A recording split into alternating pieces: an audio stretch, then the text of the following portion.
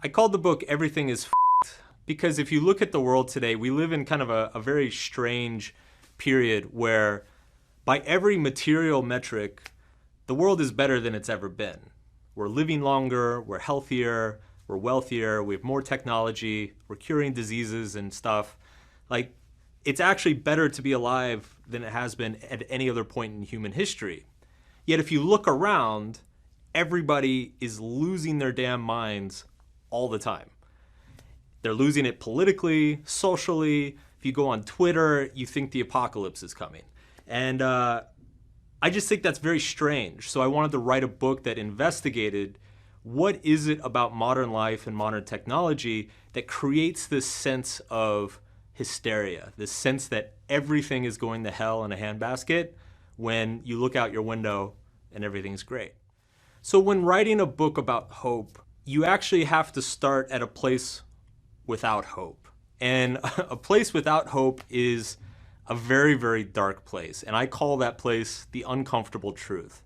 And the uncomfortable truth basically says that on a cosmic scale, based on everything we know about the universe, we are so insignificant and exist for such a tiny period of time that it's hard to rationalize how anything we do in our life matters at all. Why do anything? It's not going to matter anyway. I'm just going to die. Everybody I love is going to die. Who cares? I find that most of our deepest personal problems occur when we get stuck in that question, in that truth. And really the purpose of building hope, building a vision for your life, finding purpose is all about finding a reasonable answer to that question.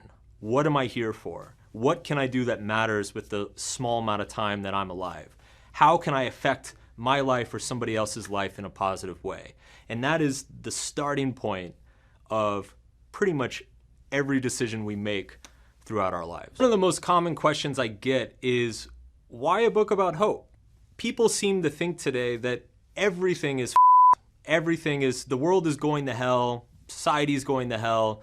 We're constantly exposed to all these awful things going on. And as a result of that, I think it's creating a vision of hope for ourselves more difficult in today's world. So I wanted to write a book that didn't necessarily give people hope, but analyzes and investigates that deep desire to find hope. Because I think that desire to find hope is actually more complicated than we give it credit for. We tend to think of hope as this universally good thing. We all want it. We all want to keep it. But like many things in life, I think there's a dark side to hope. And so I wanted to write a book that was very honest about that. One of the first questions when it comes to hope is the idea of self-control. We all need to feel as though we have control over our own actions and our own lives in order to generate some sense of hope for ourselves. The problem is that a lot of us don't have control over ourselves or over our own lives. And so this creates a psychological dilemma. Our mind kind of needs to convince itself that has way more control than it actually does. And if you look at psychological research, you see this kind of self-imposed delusion all over the place. So what I try to do is I try to just take a very honest look at how our mind works, how our emotions and thoughts interplay with each other, and understand where this illusion of self-control comes from and how we can maximize it in a healthy way. Because the fact is, we're all lying to ourselves a little bit, and if we're not aware of that, and if we're not conscious of how we are, like what those little lies are, we can get sucked down some very ugly and damaging paths. And nobody wants that. One of the more, I guess, controversial topics I tackle in the book is that of religion.